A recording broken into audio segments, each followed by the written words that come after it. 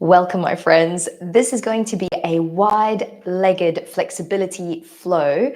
Actually, I was going to make it a wide-legged flexibility flow, and then I thought, you know what? I really want to share with you guys some of the incredible neurological drills that can help increase range of motion in our wide-legged poses, and that's front to back and also side to side. So it's not going to be quite a flow, but if you are desperate for me to put this into a flow, let me know in the comments. And also, if you want a deeper explanation as to how the drills work, please let me know in the comments as well. And go ahead and hit that subscribe button if you haven't already. So my name is Celeste. I'm a physio. I'm also specializing in neurology and how that can impact the way we move. And in today's session, we're going to look at split legs, wide, and also front to back. And we're going to see how can some of our neuro drills help support us. So the first thing that we're going to do, I know I've done this a million times with you guys, but it works so well, is sensory stimulation. So hop up with me and let's just get a sense of how is our wide-legged flexibility. First in a goddess pose, legs wide. Just notice how low you can go. What's the range like? Don't compare yourself to anyone else's body because ultimately they might have more range for, genetically. See how that feels. Hop down onto your butt and also notice again, how are you doing here? Like, what is the block? Where are you feeling this? How low can you go? How much control have you got at end range? And then we'll do the same thing, legs front to back. Let's start with the right leg forward and the left leg back. And let's just do like a big wide split leg in a lunge, sort of a high warrior lunge. That's it. And then we're going to place the back knee down. And again, just go a little bit deeper. We're not warm. So you're just gaining a sense of how low is your body able to perform these without any kind of warm up and without stressing your body out, pushing it too far. Let's try the same thing on the other side. So high, check out how does the back hip feel? How much range have you got in the front? And then we're going to place that back knee down. I can hear my dad whistling. And we're going to check out that back leg as well. Okay, perfect. So now that we've got a bit of an idea as to what our flexibility is like and where we are at, we're going to apply a sensory stimulation. We've done this before. You're just going to rub your hands, then take one hand onto the forearms. And then we're going to do the upper arm and around the shoulders. Take your hands across the chest and the collarbones and the neck. And if you can reach, I know it's a bit tricky for some people, but if you can reach the upper back, otherwise just go to a wall and maybe use a corner of a passage just to give your upper back a bit of sensory stimulation. Then traveling your hands down your lower back and across the tummy, front of the hips, butt, front of the legs, all the way past your toes and up the back of the legs.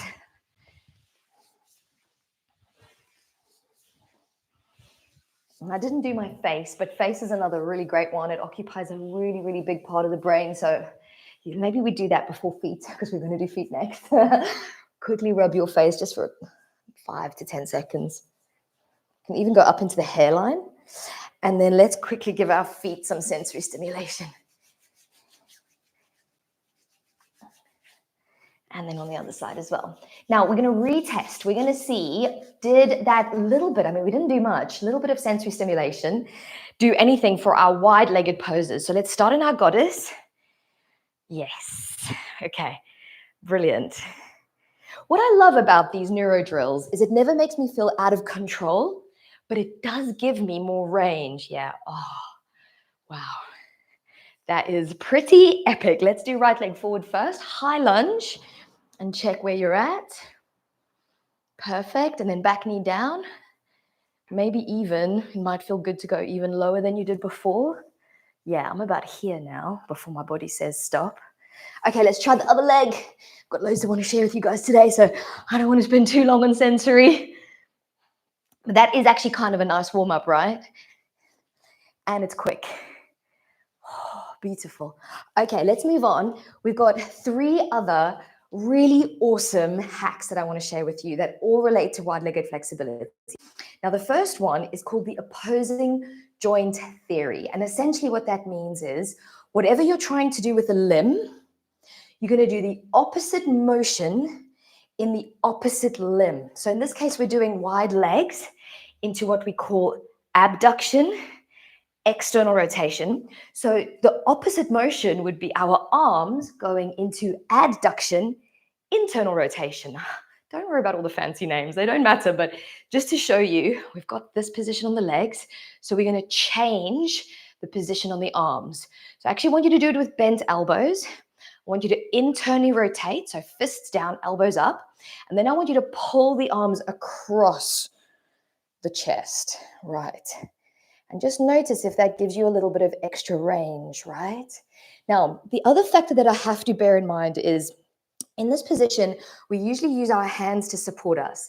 And making our brain feel safe is really important into helping us improve our range of motion. That's why holding onto a wall or a chair can sometimes help improve whatever it is that you're trying out, because your brain goes, oh, I'm not safe, I'm not going to tear anything. So I want you to try this, but let's focus on the left leg.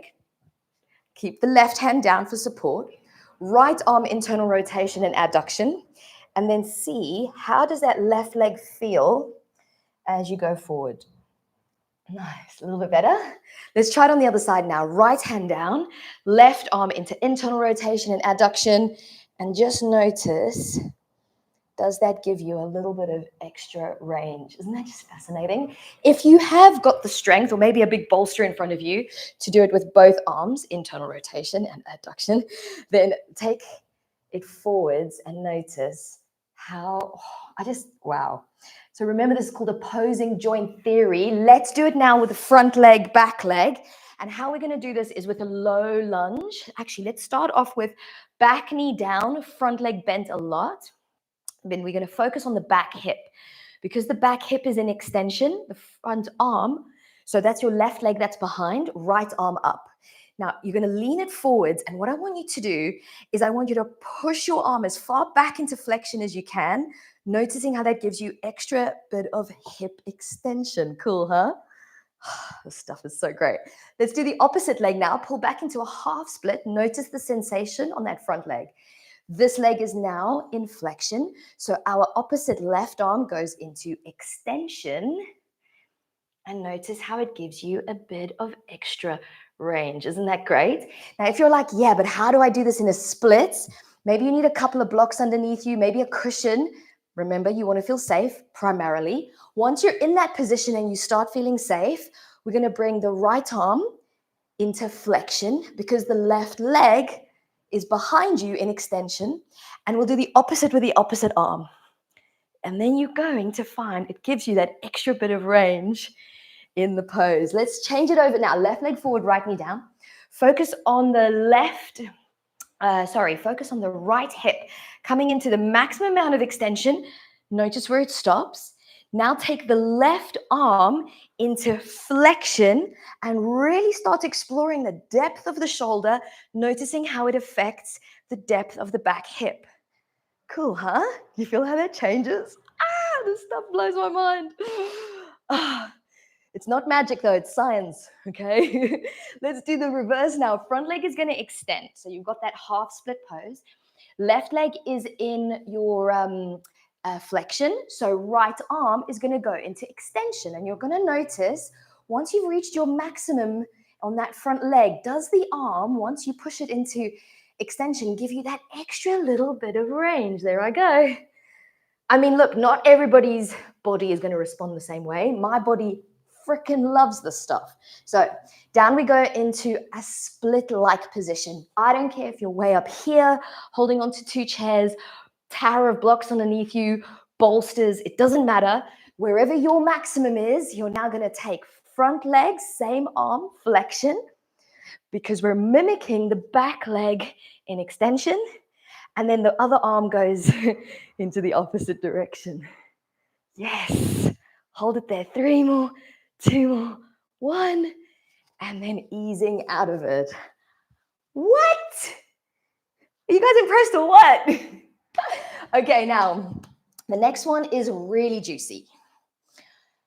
80% of all pain in people's bodies is usually viscerally mediated, meaning pain in your joints.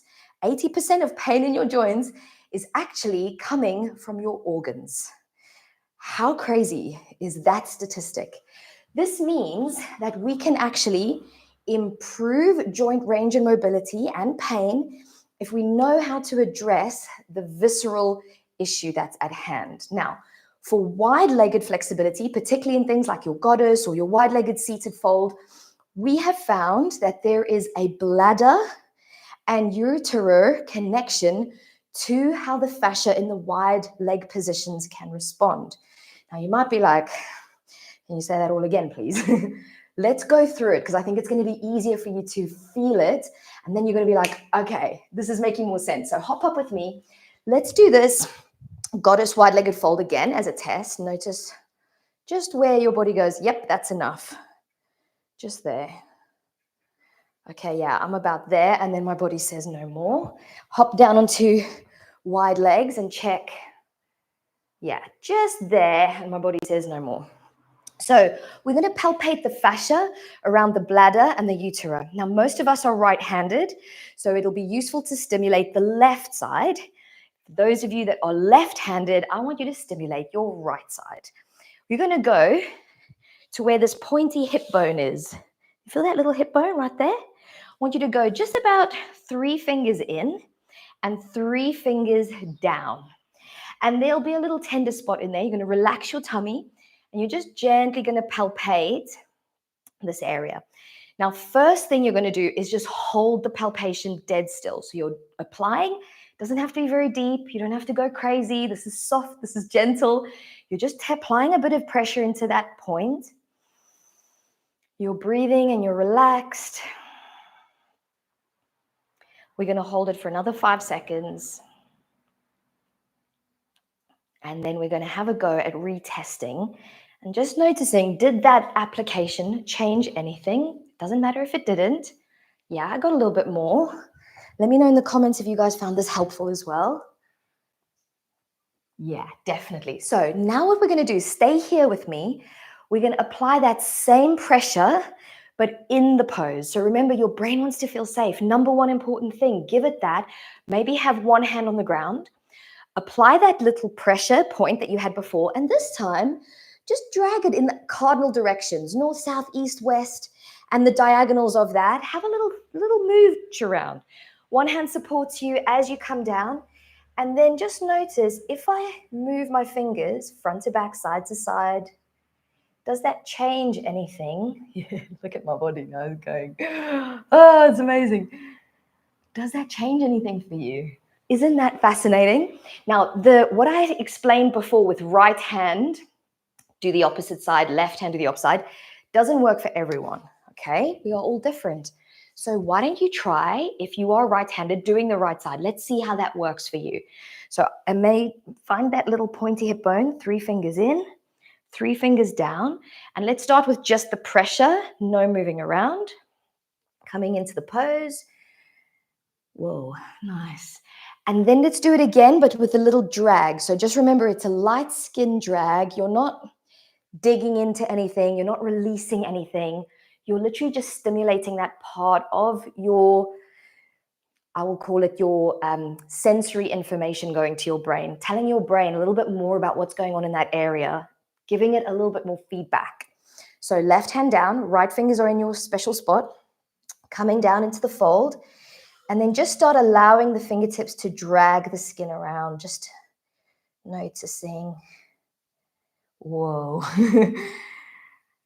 Incredible. I don't know if you guys get mind blown by this stuff, but if you do, please let me know in the comments because I freaking just, yeah, I'm going to stop going mental. Let's do one more. So this one for me, I've used so much and it is so logical, the science behind it, but it is a little bit complicated to explain in a short video. And I think I only have like 30 seconds left of the 15 minutes, but we're going to get through this.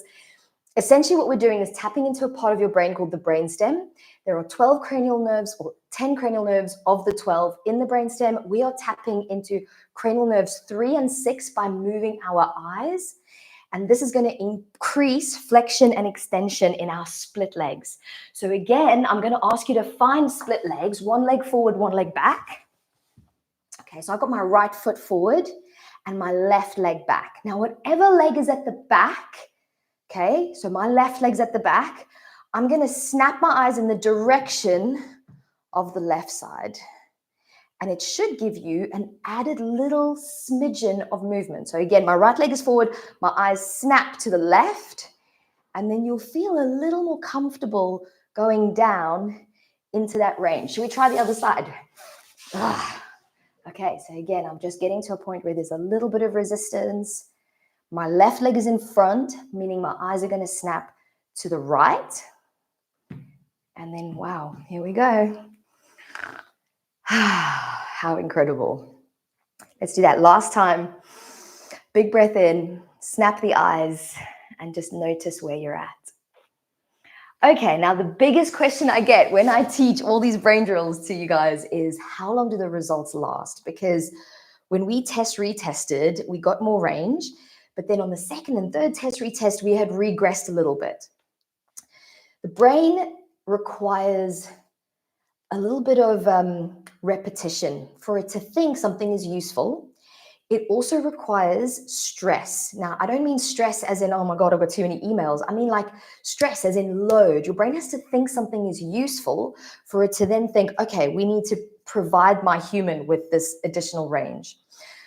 So with that being said, let's say you decide your goal is splits, particularly the left leg forward is really hard for you. What you're going to do is you're going to sensory stimulate, opposing joint theory, maybe an eye snap. Maybe you can try the bladder thing. It was for wide legs this way, but just try it anyway. See, maybe it works for you. And then you're like, okay, I've got all this additional range. Get some weights or some stretchy bands or get some kind of load into those new ranges of motion and really work it. So you're still going to do your regular practice, but you're going to use the drills to just speed it up. So I hope that makes sense, because a lot of times people are like, oh, I did this amazing drill, but like it just regressed again. That's okay. It just means that the potential in your brain is there, but for your brain to think it's useful, you need to load that new range. Let me know if all of that makes sense. Oh, I'm so glad you guys are enjoying this. Thank you, Magda. Magda's quickly popped into the chat box. If any of you guys have got any questions, please pop in now. It'll be so amazing to hear from you. I will just give you guys a couple of little, while you guys are typing, a couple of little ideas on how you can load things.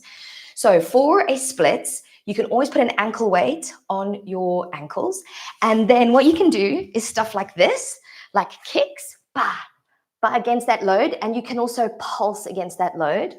And then remember the front leg coming up, you can do the kicks this way and then pulse coming. I know you're not in splits, but you are loading those ranges.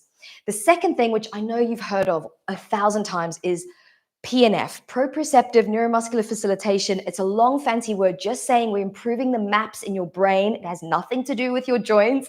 I mean, it does have something to do with your joints, but it's way more about the brain. And to do that, you're going to resist the floor. So can you see how I've lifted up a bit? So I'm holding it there, 10, 9, 8, 7, 6, 5, 4, 3, 2, 1. And then I relax down. And then again, I push down hard. I'm squeezing my bum. I'm squeezing my quad. I'm pushing through my feet. And then I relax. And that is another way of loading. What's another good one we can do?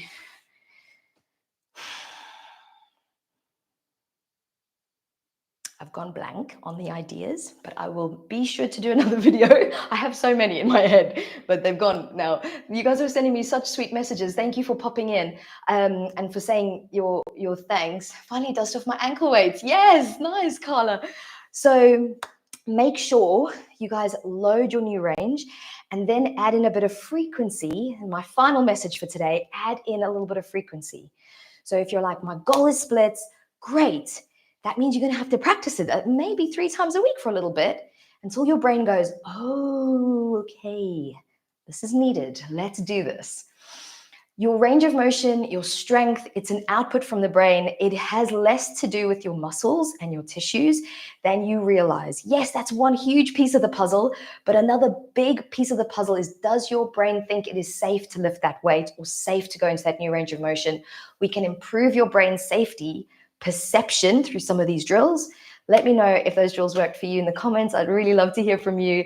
And thank you so much for joining me on this YouTube live.